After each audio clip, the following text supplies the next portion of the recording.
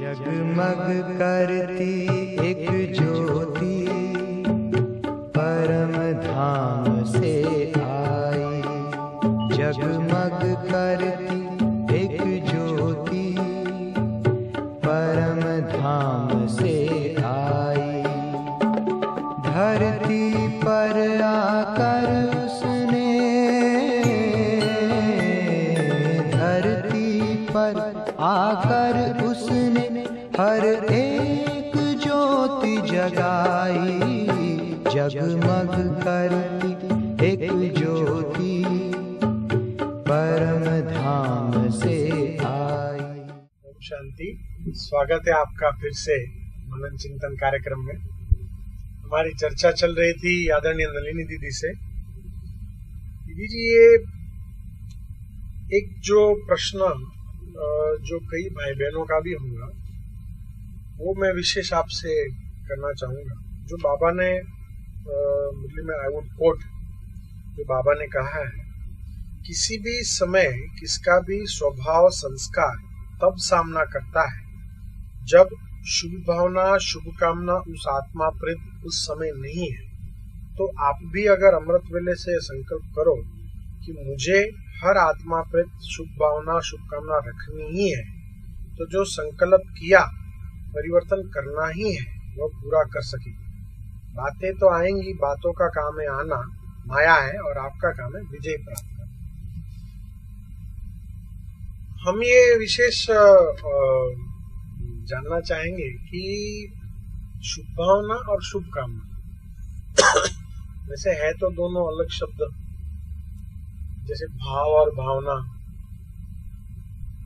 तो ये जो बाबा ने कहा है किसी भी समय किसका भी स्वभाव संस्कार तब सामना करता है, मतलब ये कुछ थोड़ा सा यदि आप क्लियर करें तो।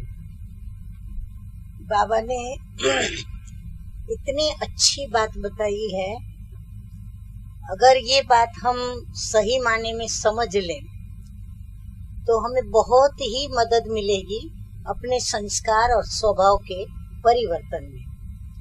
अक्सर हम सभी देखते हैं कि हम घर गृहस्थ में रहते हैं, चाहे समाज में रहते हैं, परिवार के बीच में हैं, या अपने क्षेत्र में, जो जिस भी क्षेत्र में हो, अक्सर कहाँ न कहाँ अनबन का व्यवहार या वाणी के द्वारा या नेत्रों के द्वारा या चेहरे के हाव भाव के द्वारा अनबन हो ही जाती है। और उस अनबन के कारण हम एक दो के दिल से उतरते भी हैं, कुछ प्यार भी कम होता है, कुछ एक दो के प्रति नेगेटिव भी सोचने लग जाते हैं, एक दो के प्रति गलतफहमियां भी पैदा हो जाती हैं। ऐसी कई बातें उत्पन्न हो जाती हैं।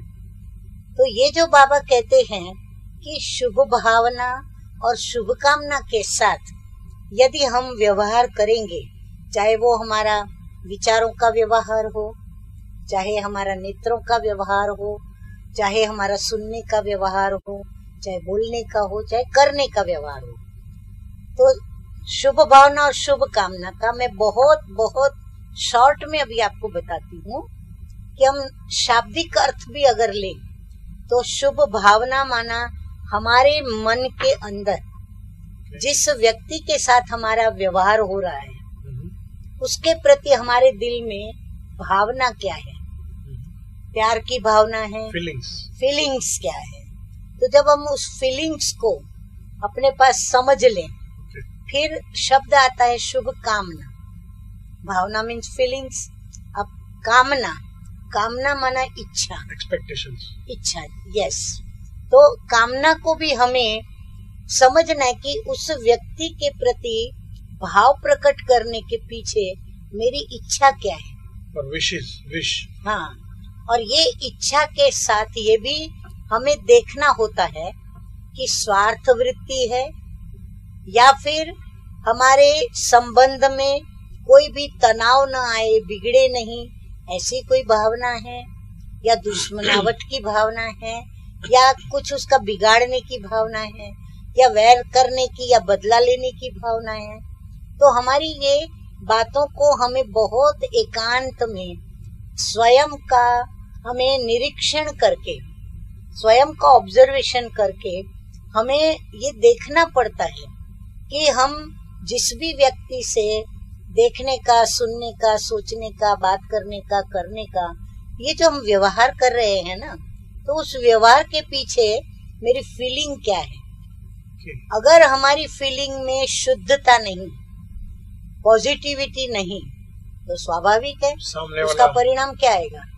परिणाम यही आएगा कि सामने वाले को हमारी नेगेटिव फीलिंग पहुंचती है, और वो जो नेगेटिव फीलिंग जो मिलती है उसको, तो वो नेचुरल हमारे साथ ऐसा ही व्यवहार करेगा, या लड़ेगा, या झगड़ेगा, या डिस्कशन करेगा, या गाली गलौज करेगा। अब जैसी बात वैसा व्यवहार। तो इसीलिए बाबा कहते हैं, अब जब भी किसी से व्यवहार करते हो, जैसे अभी मैं आपको देख रही हूँ, तो मेरे अंदर ये एक स्मृति है। क्या स्मृति है? कि आप भी बाबा के बच्चे हो, मैं भी बाबा की बच्ची हूँ। आपके अंदर ये भावना है कि आप मुझे ये प्रश्न पूछकर मेरे जरिए आप सभी को बाबा की ये बात समझा सको। मेरे अंदर भी यही भावना है कि जो बाबा की बातों का सार है, बाबा जो हमें समझाना चाहते हैं, तो हम वो सत्व आप सभी तक पहुंचाएं। तो आप में और मेरे भावों में, हमारी फीलिंग्स में एक तो प्यार है। किसका प्यार? एक बाप का प्यार। फिर आप जो सुना रहे हो वो भी किसका सुना रहे हो? बाबा का सुना रहे हो। फिर मैं और आप ये जो कार्य करने बैठे हैं, किसका करने बैठे हैं? वो भी बाबा का करने बैठे हैं। और फिर भाव भी हमारा दोनों का एक है। ऐसे ही हम दोनों की इच्छा भी एक है। तो प्यार भी और एकता भी, और प्यार और एकता के कारण आप हमको सहयोग दे रहे हो, हम आपको सहयोग दे रहे हैं, और हमारे सुनने वाले श्रोताजन हमें सुनने का सहयोग दे रहे हैं। तो ये प्यार, एकता, ये सब कब आया?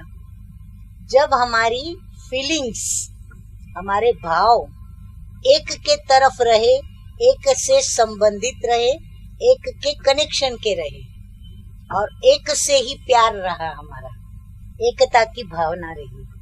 तब हमारे भाव में परिवर्तन आया, और वो भाव सबको असर करता है। उसी प्रकार हमारी कामना, इच्छा क्या बनी? गुड विशेष क्या हुई हमारी? कि हम सर्व का कल्याण करें, हम स्वयं का भी करें और सर्व का करें। तो जैसे हर एक के लिए मुहावरा जैसे फिट बैठता है कि जैसा बीज बोओगे वैसा फल प्राप्त होगा। स्व परिवर्तन से विश्व परिवर्तन। साथ में दीदी जी ये एक जो पेज नंबर 3 पे ये एक बात बाबा ने कही है कि अलबेलेपन की निशानी है कि उनके जीवन में छोटी छोटी बातों में थकावट दिखाई देगी, शक्ल में वह खुशी की झलक नहीं दिखाई देगी। सेवा से पुण्य बन रहा है तो चेहरे पर खुशी होनी चाहिए। किसी न किसी प्रकार की थकावट का कारण कोई न कोई बात का अलबेलापन है। जब करना ही है तो खुशी से करो, चेहरा आपकी सेवा करे, चलन आपकी सेवा करे। ये थोड़ा सा पढ़ने के बाद सहज ही एक विचार आया, क्या ऐसा भी हो सकता है कि अंदर खुशी नहीं और सेवा करे? ऐसा यदि मुझे कोई सेवा करने को कहा हुआ है, अगर मुझे उसमें खुशी तो मैं नहीं करूंगा। पर ये पढ़ने के बाद ऐसा लग रहा है कि शायद बाबा ने, हो सकता है बाबा ने ऐसा कुछ देखा हो या बाबा के सामने ऐसा कुछ आया हो कि कोई बाबा के बच्चे सेवा कर रहे हैं परंतु एंजॉय नहीं कर पा रहे, उसमें से खुशी नहीं उनको प्राप्त हो रही। ऐसा हो सकता है? क्यों नहीं हो सकता है। बाबा ने जो भी बातें समझाई है, पहले तो आप ये सोच लो, आपको सुनाने वाला कौन, समझाने वाला कौन है? स्वयं परम पिता परमात्मा। तो वो कोई भी बात गलत तो बता ही नहीं सकते हैं, और व्यर्थ भी बता नहीं सकते हैं, और टाइम वेस्ट हो ऐसी बात भी तो नहीं बता सकते हैं। जो भी बात बताएंगे हमारे कल्याणार्थ बताएंगे। तो यह जो बाबा ने बताया कि अलबेलेपन के कारण थकावट का अनुभव होता है, तो देखो एक छोटा बच्चा खेलने जाता है तो वो खेलता है, उसकी खेलने की कैपेसिटी, उसका स्वास्थ्य जो है, तो उसकी स्वास्थ्य की क्षमता है कि वो 1 घंटा खेल खेले। परंतु 1 घंटे के बजाय वो बच्चा यदि 2-2.5 घंटा खेलेगा तो उस बच्चे का हाल क्या होगा? वो थकेगा, ओवर हो जाएगा, थकेगा, क्योंकि ओवर उसने अपनी शक्तियां ज्यादा यूज कर डाली। तो हम बच्चे भी क्या करते हैं, अलबेला बनना माना खेलना स्वयं से। अब स्वयं से कैसे खेलते हैं? जो व्यर्थ विचार आते हैं ना, वो उसमें हमें रस आता है, इंटरेस्ट आता है, तो हम व्यर्थ सोचते रहते हैं, क्योंकि व्यर्थ में भी हमारा संबंध किसी न किसी देहधारी से ही होता है। कभी आपके विषय में सोचा, कभी किसी के विषय में, कभी किसी के विषय में, किसी न किसी देहधारी को लेकर, कोई नहीं तो स्वयं भी तो देहधारी है।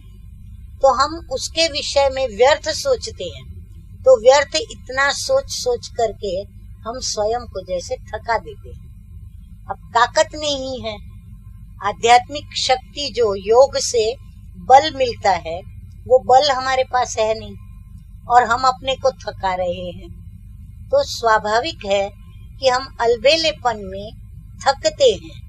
अब ये क्रिया हम बार बार कर रहे हैं, अब बार बार करते रहेंगे तो स्वाभाविक है हम बार बार थकेंगे, और बार बार थकेंगे तो फिर हमारे पुरुषार्थ में ढीलापन आएगा। थोड़ा और इसमें आपने कहा था, एक प्रश्न आ गया, आप कहना चाहती हो कि ज्यादा सोचने से भी थकान हो जाती है? क्यों नहीं आएगी? सोचना भी तो हमारी एनर्जी यूज होती है ना। आत्मा की जो आध्यात्मिक शक्ति है वो उसमें यूज तो होती है ना। देखो, आप कोई व्यर्थ काम करो तो भी आपको शक्ति तो लगानी ही पड़ेगी, आप कोई अच्छा काम करो तो भी शक्ति तो लगानी ही पड़ती है।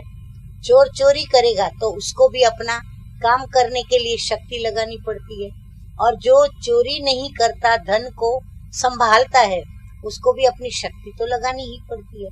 चाहे अच्छा काम करो चाहे बुरा काम करो, शक्ति तो आपको लगानी ही पड़ती है। व्यर्थ सोच के जो थक जाते हैं तो फिर प्रसन्नता उनके गायब हो जाती है। ओके, तो प्रसन्नता भी एक शक्ति है, वास्तव में प्रसन्नता भी एक शक्ति है, और इस शक्ति को हम व्यर्थ में सोच करके गंवा देते हैं। मैं एक छोटा सा मिसाल दूं आपको।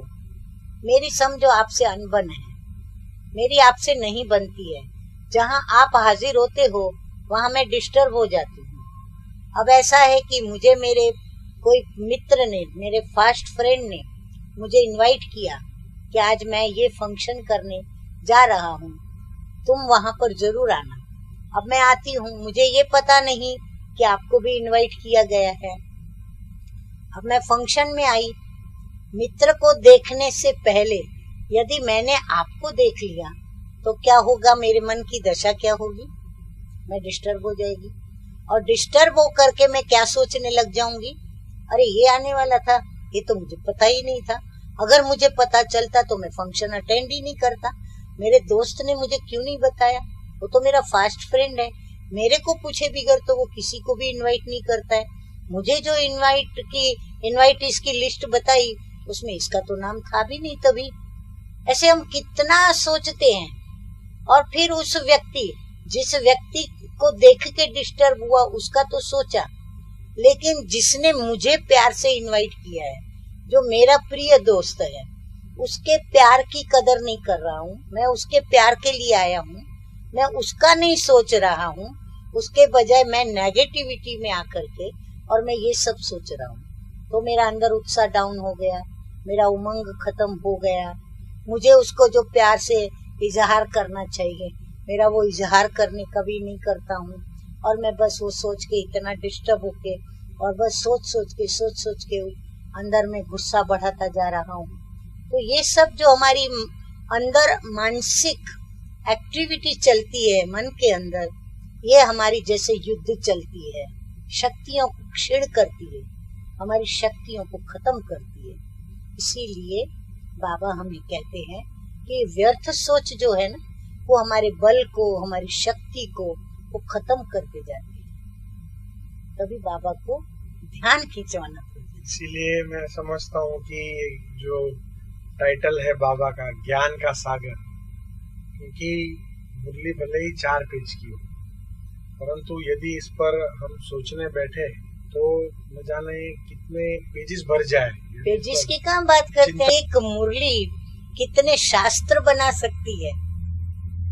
पेज की तो बात छोड़ो, एक एक विषय को लेकर, बाबा का एक महावाक्य लेकर यदि आप शास्त्र लिखने बैठो, एक एक महावाक्य पर आप एक एक शास्त्र लिख सकते हो। फिर भी मैं दीदी जी, जो भी हमारे भाई बहने देश विदेश में देख रहे हैं, उनकी तरफ से तहे दिल से आपका तो मैं धन्यवाद जरूर करूंगा, जो आपने इतना समय दिया। और आप सभी जो भी देख रहे हैं, अधिकतर हमने कोशिश की है कि ऐसे प्रश्न के जो कईयों के मन में होंगे या कईयों को करने की इच्छा होगी, उसका जवाब, उसके ऊपर विश्लेषण हमने आदरणीय नलिनी दीदी जी से लेने की कोशिश की है। फिर भी यदि आपको ऐसा लगता हो कि आपके मन में या आपके पास कोई ऐसा प्रश्न है, तो आप अवश्य हमें ईमेल के द्वारा लिखें या आप पत्र के द्वारा भी लिख सकते हैं। हमारा ईमेल और हमारा पता इस एपिसोड के अंत में आप देख सकते हैं, उसमें सारा डिटेल है। जरूर हमें लिखिए, हमें बहुत खुशी होगी। आदरणीय दीदी जी जरूर उसका जवाब देंगे आपके प्रश्नों का।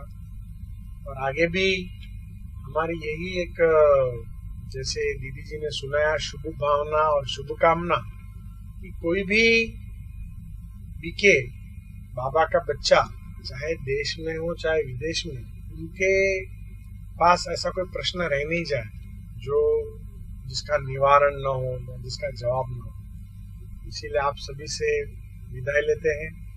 और जो बाबा की यह श्रीमत है कि स्वभाव और संस्कार परिवर्तन की सेरेमनी हमें मनानी है, समारोह मनाना, हम सभी अवश्य ही इस समारोह मनाने की तैयारी में लग जाएंगे। हम आशा करते हैं आप सभी को यह एक नया प्रयोग जो है वो पसंद आया होगा। तो सभी अपने अपने वहाँ, चाहे घर में चाहे जहाँ भी आप हो, अवश्य मनन चिंतन हर एक रोज करते रहे और प्रभु परमात्मा को याद करके सदैव प्रसन्न रहे। अच्छा, ओम शांति। ओम शांति। घोर अंधेरे को उसने सवेरे में बदल डाला, बुझाई प्यास हर मन की, अमृत दे के निराला।